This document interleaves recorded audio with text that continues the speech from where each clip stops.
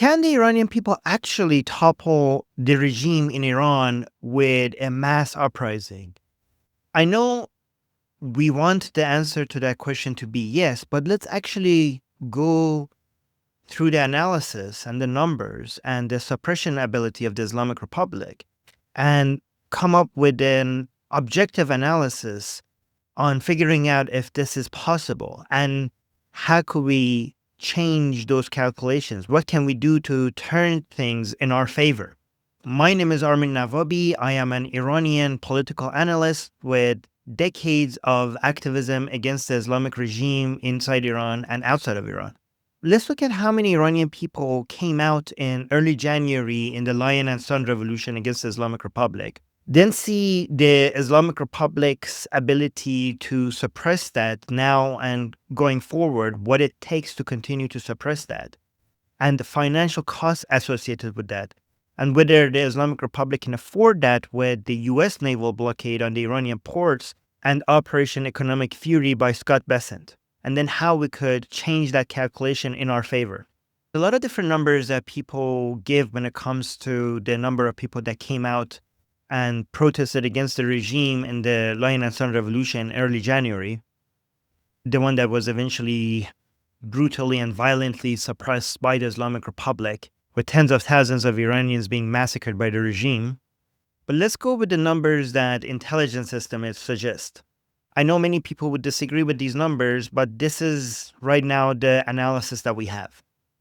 So the numbers I'm seeing is 1.5 million in Tehran and 5 million nationwide. And these figures are based on European intelligence estimates and satellite imagery analysis from the peak of the mobilization in January 8 and January 9. Given these numbers, this is the highest uprising against the regime in the Islamic Republic history and actually in Iran's history. And every major uprising in Iran against the regime has been bigger than the ones before it, which shows that given this trend, at some point the Islamic Republic will lose this battle. But to be conservative, let's just assume that these are the numbers that we're going to have. If you disagree with these numbers, let me know in the comment section. But assuming that this is the number that we have, let's go now look at the next number. There's this thing called force density metric. This is the number that they usually use to calculate how many troops a regime needs to suppress its population. I'll tell you what that number is, and I'll tell you then why this number is not accurate for the Islamic Republic. But let's go with this number first. So the number is 20 to 1,000. That means for every 1,000 citizens, you need 20 armed forces to be able to control the population. This number is the Quinlivan metric. It's developed by James Quinlivan from the RAND Corporation, and it's the gold standard for counterinsurgency. And it's the main metric that is cited for such purposes. And it's also cited by the U.S. Army Field Manual FM 324. So given that this is the gold standard, why do I say that this number doesn't apply? Because this is the number required for population-centric security, meaning that this is what a regime requires to police the people without actually massacring them, without resorting to mass murder. So if we use this metric, given that the Iranian population inside Iran is around 89 million, that means that the Islamic Republic is going to need 1,780,000 personnel to maintain stability and suppress the people, if we were going with that ratio, which we are not. Given that right now the Islamic Republic's reliable forces will add up to something between 600,000 to 800,000, if you add up the IRGC, the Artesh, the Basij, the police, then that means that the Islamic Republic is around 1 million people short. But here's the problem. The Islamic Republic is willing to massacre its people. It is willing to use machine guns to shoot into crowds of people. That means that given that these are not red lines for the Islamic Republic and the standards are so much lower for the Islamic Republic, there doesn't seem to be a standard at all. That means that the cost for the Islamic Republic when it comes to maintaining its stability is a lot lower. So this is what I would call the cruelty adjustment that we need to make to these numbers. So we need to adjust this number to 12 per thousand. For example, academic studies by Cunningham and Glitich. These models show that regimes using shock and awe tactics against their own citizens will have to require significantly lower troop density to be able to achieve this. That would bring the number required down to about 1 million. But then there's another adjustment that we need to make that I call the tip of the spear filter. So what the regime does is that it takes its reliable forces and just deploys them in areas that is the most dangerous, that they fear the most that is going to cause a toppling of the regime. They take a much lower number than that and they just dump them where the uprising is the most dangerous. For example, the regime could focus mostly on Tehran and the other cities if they fall to the people. Once they have Tehran secured, as long as Tehran doesn't fall, then they will deploy their forces in other areas and recapture those cities later.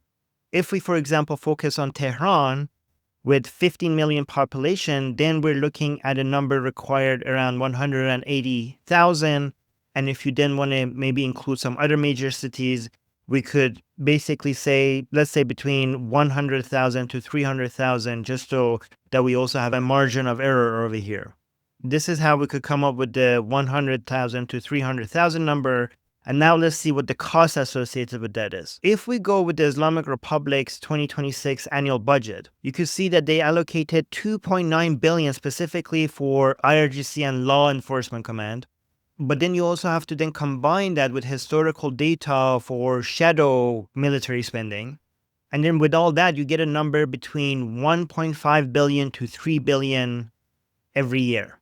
So if the naval blockade on the Iranian ports by United States continues to work as effectively as it is right now, and also add to that Scott Betson's operations Economic Fury in closing all the different loopholes that the Islamic Republic uses to get paid, then that will reduce Islamic Republic's spending ability significantly. But this 1.5 billion to 3 billion is still very low enough for the Islamic Republic to be able to manage spending, given all the other ways that are still open to them to sell their oil and gas. Meaning, for example, all the land routes they have through Afghanistan and Pakistan, through Central Asia, to sell their oil at a much lower capacity with rail and truck, which is not at all going to be able to replace the Strait of Hormuz. Trains are a lot faster when it comes to moving oil, but the capacity is so much lower compared to what maritime trade routes offer. But still, the 3 billion number is very low. And with all these other alternative ways for the Islamic Republic to sell its oil, it will be able to make at least that much. And remember, what the economic blockade would do to the Islamic Republic, it would force it to start cutting everything else. But the last thing that they will cut is paying their armed forces. If we are basically doing the economic blockade, so for the Islamic Republic not be able to afford paying its armed forces, it will go through so many other things to cut before it gets to that point, because it knows that its main reason for continuation and its survival is its ability to continue suppressing the Iranian people. Remember, nothing else will eventually be able to replace the final push required to get rid of the Islamic Republic other than an uprising by the Iranian people. In the last video, we already discussed why that's the only option. The military operations by the Americans and Israeli help weaken the regime. But if the Islamic Republic continues to be able to suppress the Iranian people, then we're not going to have a toppling of the regime.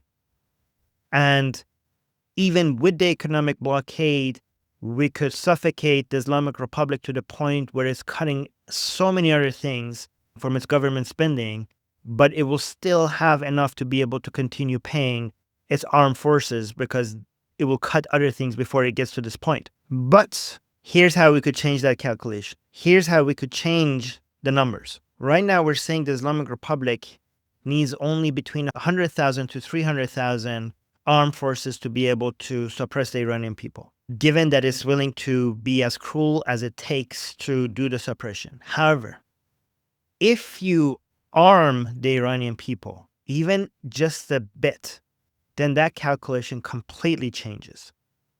And we will get to a point where the Islamic Republic would require at least 1.8 million armed forces to continue suppressing the Iranian people.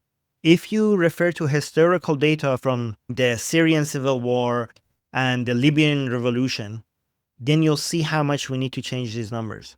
The transition to an armed resistance would immediately overwhelm the regime forces if they only have 300,000 armed forces to suppress the Iranian people. You're basically moving from suppression to kinetic warfare. This will increase the cost for the Islamic Republic to be able to maintain stability.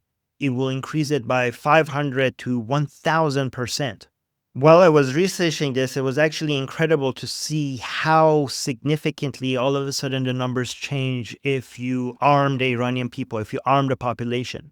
And the cost of arming the Iranian people is significantly lower than the extra cost that this will force upon the Islamic Republic. And it's also a lot less than the costs associated with the military operation required by an external force to topple the regime.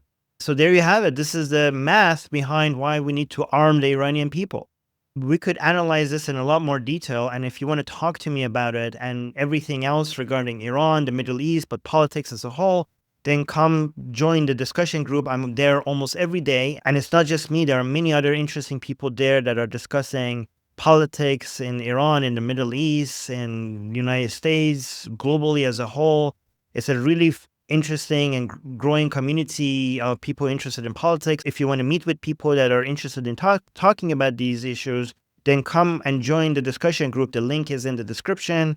The link is also in the bio. And you could also do it by scanning the QR code on the screen. It will bring you to the discussion group. Hope I'll see you there. And also you could leave me a comment here. I really appreciate people who leave me comments, especially the ones who tell me that this video was helpful or educational. Those really motivate me to make more videos like this. My name is Armin Navabi. I'm Israel Chai. Long live America. Javid Shah. Payande Iran.